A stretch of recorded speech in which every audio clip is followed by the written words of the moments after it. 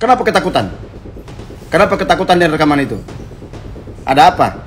Putar saja pengadilan, putar. Ini memang framingnya luar biasa nih kita ini. Tangkap Reza Gladys dan bebaskan Nikita Mirzani. Harus segera.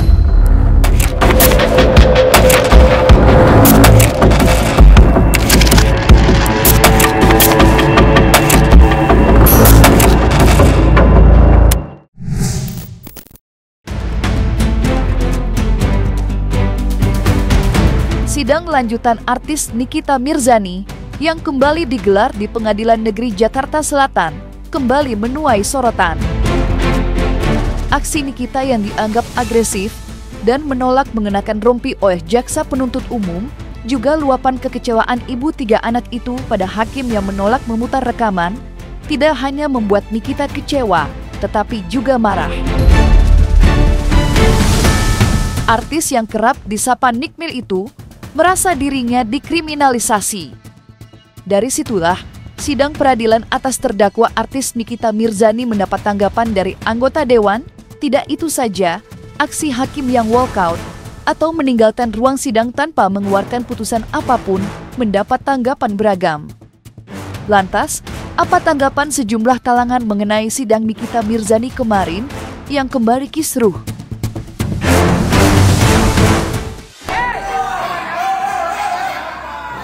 Buktinya udah jelas. Tapi jebak tau nggak?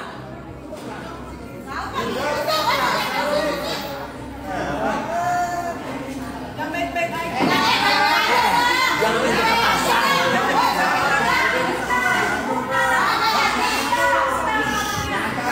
Nggak boleh kasar. JPU nggak boleh kasar.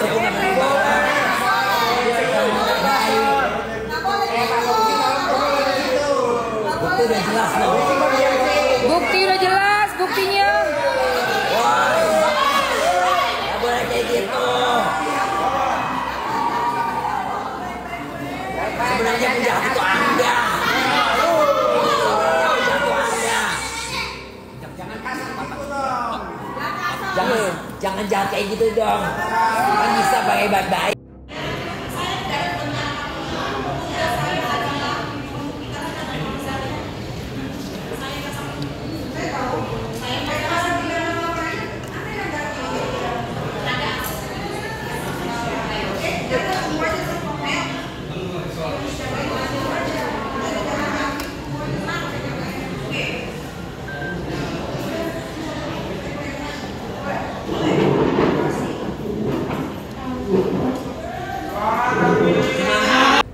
Kenapa harus diundur-undur? Melalui kasus Nikita Mirzani, kita semakin melihat potret buruk penegakan hukum kita di Indonesia. Sangat buruk sekali. Kriminalisasi ini sudah terjadi di seluruh level. Bagaimana kita bisa dipertontonkan dengan penegakan hukum yang begitu brutal? Seorang Nikita Mirzani yang sudah berjasa menyelamatkan banyak orang di Indonesia berkaitan dengan produk yang berbahaya, harus dikriminalisasi. Dituduh pemerasan. Kelihatan sekali kasus Nikita Mirzani ini kasus yang dibuat-buat, kasus yang dipaksakan. Saya lihat kasus ini memang pelapornya banyak uang. Yang melaporkan Nikita Mirzani ini memang banyak uangnya. Dan kita patut curiga, seandainya yang melapor ini tidak ada uangnya, barangkali kasus ini tidak sebesar ini. Apalagi di persidangan, Nikita Mirzani memiliki bukti rekaman yang diduga ada percakapan rekayasa antara jaksa dan juga hakim beserta keluarga pelapor. Kalau sampai benar-benar di situ terjadi rekayasa dan di situ ada rekaman, ada bukti suap menyuap, bukti kejahatan, ini sangat mengerikan. Pasti seluruh warga negara Indonesia menonton, semua level, anak-anak, pelajar, mahasiswa, ibu-ibu, orang tua, semua nonton. Dan kalian mempertontonkan penegakan hukum yang buruk sekali, yang brutal sekali. Saya tidak melihat Nikita Mirzani. Saya melihat proses penegakan hukum dimanapun sudutnya. Saya akan pantau dan saya akan terus cermati. Tadi enggan keluar dari ruangan persidangan, dia mau tetap bertahan di persidangan. Sementara persidangan untuk terdakwa Nikita sudah ditutup oleh majelis hakim. Ini memang menunjukkan arogansi dan kehebatannya. dia merasa mendapat dukungan dari massa sehingga dia mau berbuat sewenang-wenang. Ya, kita bersyukur bahwa pihak jaksa penuntut umum tidak langsung bersikap tegas hingga tetap membujuk dia supaya bisa mau dibawa kembali ke Pondok Bambu.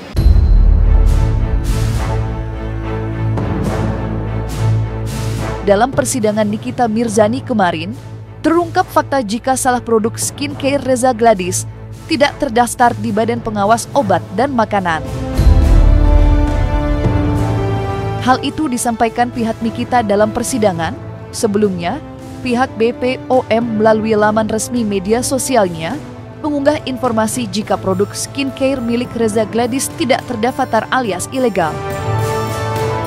Sontak saja, kabar tersebut menuai reaksi beragam. Lantas, apa tanggapan sejumlah kalangan atas kabar tersebut? Dan benarkah pula apa yang disampaikan Nikita dalam persidangannya jika dirinya mendapat kriminalisasi atas tuduhan pemerasaan dan TPPU? Dan apa pula tanggapan para anggota Dewan Perwakilan Rakyat dengan kasus yang dialami Nikita Mirzani? Reza Gladys, lama SS pasti salah tahu. Ya, gue mah nggak usah inisial, sebut aja nama. Kalau mereka ternyata memang ada yang melapor, terbukti, ya, skincare bermasalah, berbahaya, gue pasti sikat.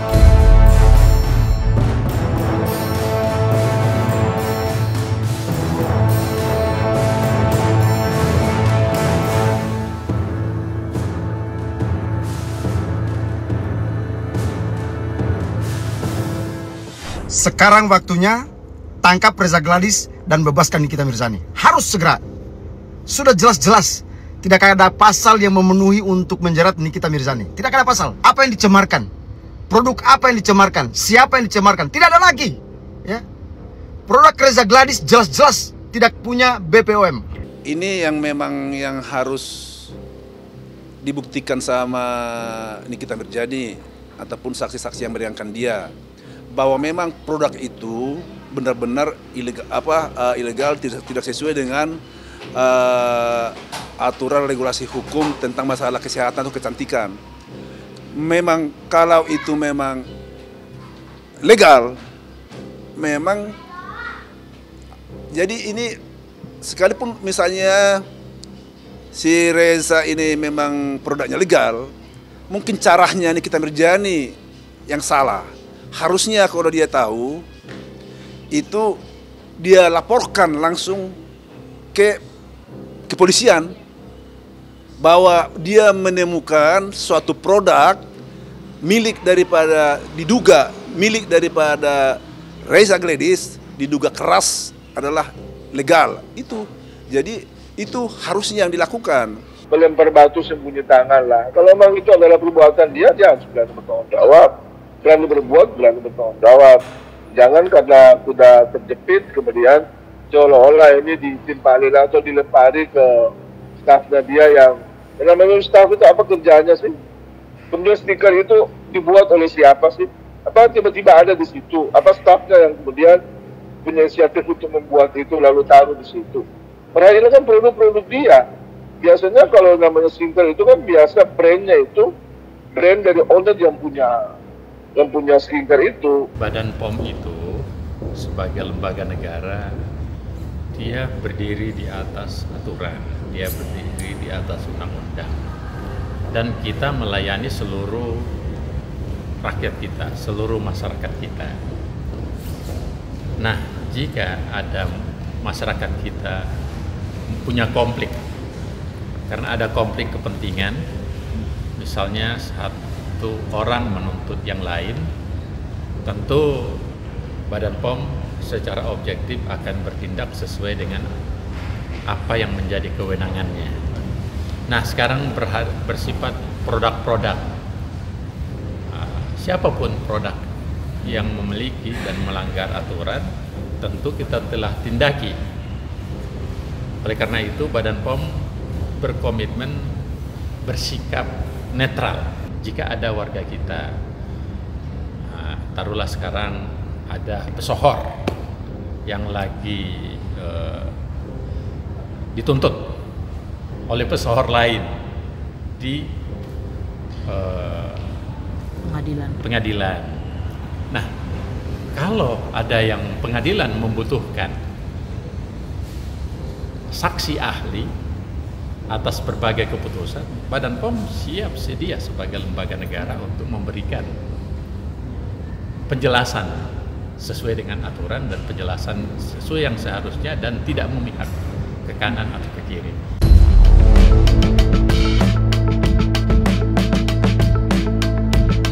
Perseteruan panas yang terjadi antara Nikita Mirzani dengan pengusaha skincare Reza Dradis sampai kini masih menarik perhatian publik. Seperti diketahui, Nikita saat ini sedang menjalani persidangan dengan tuduhan pemerasaan dan tindak pidana pencucian uang atau TPPU. Meski mendapat tekanan dari para seterunya, Nikita tidak berhenti untuk terus melawan atas dasar kebenaran yang diyakininya. Dalam persidangan kemarin, Nikita meluapkan kemarahannya lantaran hakim tidak memutar rekaman percakapan yang diduga Reza Dradis dengan oknum hakim. Sontak saja, kejadian membuat publik heboh. Lantas benarkah ada dugaan penyuapan yang dilakukan Reza Dradis pada hakim? Dan bagaimana pula tanggapan dari pihak Reza Dradis atas tuduhan serius itu yang dapat menggerus reputasinya di tengah publik? Ini memang framingnya luar biasa nih kita ini. Luar biasa memang kita akui framingnya itu untuk membentuk opini publik itu luar biasa.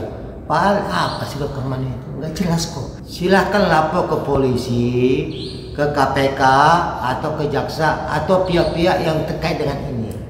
Jadi nggak usah masuk ke pengadilan. Karena pengadilan ini saat ini yang sedang berjalan, itu dijalankan sesuai mekanisme kitab undang hukum acara pidana. Ada mekanismenya. Kalaupun dia memasukkan itu bukti katanya, belum saatnya, nanti lah buktikan nanti di ujung. Saat ini nggak bisa, karena masih ada saksi-saksi dulu dari pihak jaksa penuntut umum. Kalau dia mau membuktikan ini, silakan laporkan. Kami siap menunggu di mana sebenarnya yang menyuap-nyuap itu. Kami akan ambil sikap juga kalau ada suap menyuap. Kami sebagai kuasa hukum Reza, kami juga akan ambil sikap. Karena kami tidak pernah membahas masalah suap menyuap dan tidak pernah menyinggung ini. Kami sebagai kuasa hukum agak tersinggung dengan kata-kata Nikita ini. Dikatakan suap menyuap, apalagi yang disuap itu hakim yang menyidangkan. Sungguh luar biasa beraninya. Framing ini luar biasa. Buktikan. Kalau memang bisa dia buktikan, ajukan dulu. Jangan ngomong langsung mencuat. Iya kalau itu benar, kalau tidak resiko sama dia, pencemaran nama baik. Silahkan laporkan ke polisi itu rekaman ini, benar atau tidak, biar dievaluasi. Jangan katanya rekaman siapa juga kita nggak tahu, apa bicara kita nggak tahu, tiba-tiba dinyatakan bahwa ini menyuap hakim, menyuap jaksa, mengkondisikan hakim. Ini apa ini kasus? Ini kasus pemerasannya kan sangat jelas, sehingga timbullah modus-modus. Dari awal kan kami sudah katakan ada modus ya, dibuat gugatan kontestasi, kemudian dibikin laporan polisi ke Polda ya, kemudian ke BPOM ya, kemudian ada rekaman ya. Rekaman ini ya, itu harus dia pastikan dulu rekamannya itu adalah bukti yang otentik apa tidak ya. Semua rekaman itu harus melalui pengujian. Ada pihak yang berwenang menentukan rekaman ini adalah asli atau tidak. Sebab sekarang kan AI itu bisa membuat rekaman, orang mati juga bisa ngomong, bayi yang belum lahir juga bisa ngomong ya. Dia buktikan dulu rekaman itu otentik apa tidak ya. Setelah dia buktikan otentik ya, dia sampaikan kepada pihak yang berwenang untuk menyikapi ya. Kalau memang itu suap menyuap, dia silakan follow up ke pihak yang berwenang, katakanlah KPK, apakah polisi, apa kemana. Dia tinggal pilih lah mana yang dianggap pihak yang berwenang ya. Dia tindak lanjuti. Cuman jangan dicampur adukkan antara suap menyuap dengan pemerasan. Ini kasus yang berbeda. Jangan diganggu sidang pemerasan. Kalau dia memang ini suap menyuap mau diangkat, silakan masuk ke proses hukum suap menyuap. Nanti ada sidangnya lagi khusus untuk suap menyuap. Ya, jadi dipisah aja, nggak apa-apa. Bikin nanti sidang berikutnya suap menyuap, sidang pemerasan tetap berjalan. Jadi jangan diganggu pemerasan dengan perkataan suap menyuap. Ya, nanti sidangnya terpisah itu masing-masing. Nikita itu menginginkan ada sesuatu yang diinginkan oleh dia yang disampaikan kepada majelis untuk diketahui, gitu kan? Nah, apa isinya kami belum bisa sampaikan terkait dengan hal tersebut. Karena apa? Karena itu berkaitan dengan bukan yang diungkap di persidangan. Kalau yang saya sampaikan tadi memang fakta persidangan. Itulah fakta yang kami peroleh selama proses persidangan ini. Gitu. Nah, kalau kemudian dikatakan bahwa dia tidak mau berdiri dari tempat duduknya itu karena ini loh jeritan hati dia itu ini loh, gitu kan. Tolong didengar jeritan hati dia, tapi tidak didengar ya. Kemudian dia seperti tadi teman-teman media lihat bahwa dia tidak beranjak dari tempat duduknya. Dia tiba-tiba datang bawa surat kepada kami gitu. Saya juga nggak tahu ya persisnya dengan hal itu. Terus tiba-tiba, bang saya mau bacain ini bang, gitu. Boleh nggak? Boleh, kamu punya hak gitu. Niki punya hak untuk menyampaikan hal-hal yang berkaitan dengan proses permasalahan ini gitu. Jadi saya nggak bisa jelasin lah itu soal yang dia sampaikan di awal persidangan tadi. Tapi kalau misalnya kalau sudah itu yang disampaikan dia, itulah tadi yang saya sampaikan bahwa Niki itu mau menyampaikan pesan jangan sampai orang dikriminalisasi. Saya minta rekaman itu diputar. Diputar.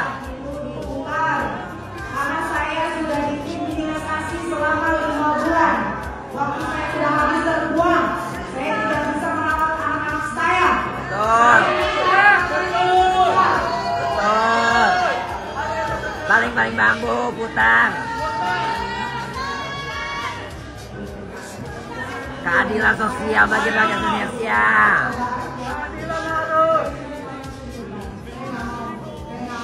Pulang atau pergi ke rumah tahanan. Setuju, amin. Setuju.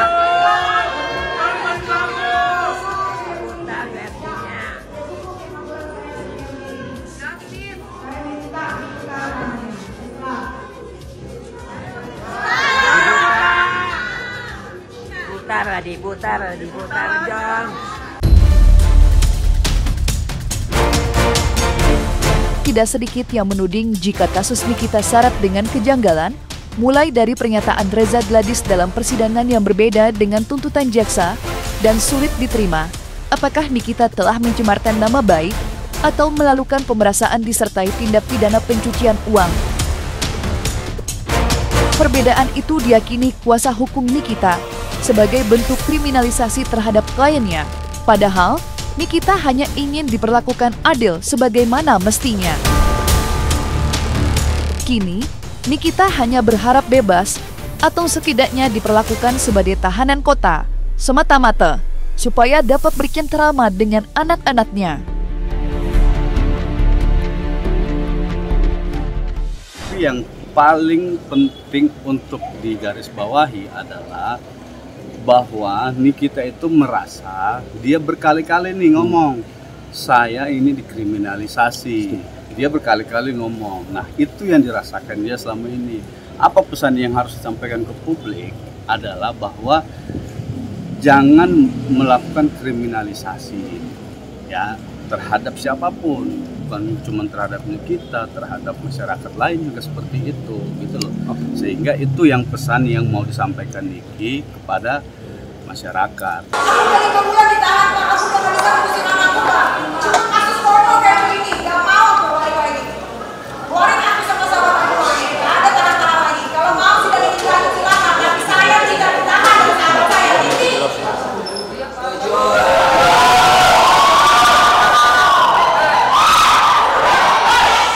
Saya bukan minta kasus ini diberhentikan Pak, tapi saya cuma minta penangguhan tahanan saya diterima.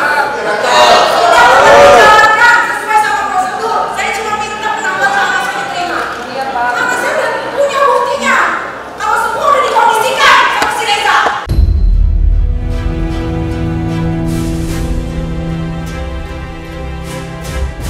sulit untuk dipercaya.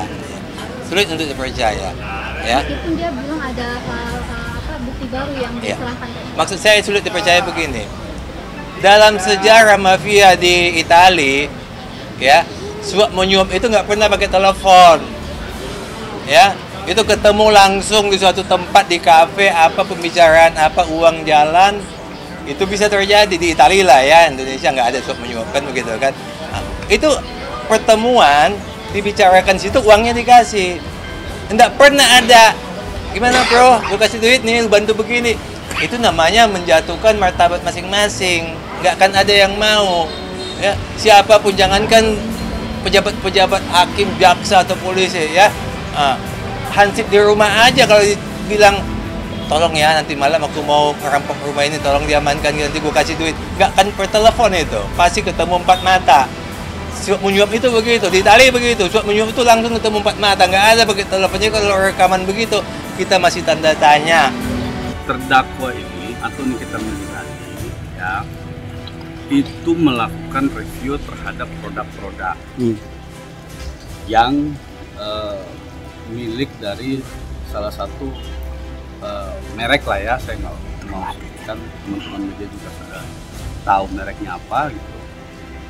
Nah, tapi kemudian dalam fakta persidangan kita tahu bahwa yang melaporkan itu sendiri inisial RG ya itu mengatakan bahwa tidak masalah dengan produk saya gitu. Masalahnya saya itu adalah terkait dengan adanya review terhadap, mohon maaf ini, terhadap diri dia pribadi, itu kan. Lah, lalu pertanyaan hukum yang serius, bagaimana dengan surat dakwaan yang disusun jaksa ini, gitu loh. Nah, kemudian berlanjut dengan persidangan tadi, pembuktian sebelum sidang sebelumnya pada minggu yang lalu itu pembuktian terkait dengan adanya pencemaran atau review terhadap diri pribadi yang pelapor ini. Nah sekarang ini kita bingung nih. Sekarang pembuktiannya adalah pembuktian terhadap review produk gitu. Nah sekarang yang mana mau kita pakai nih? Yang pembuktian yang minggu kemarin atau pembuktian yang hari ini? Nah nggak tahu lagi nanti minggu depan pembuktiannya seperti apa gitu loh.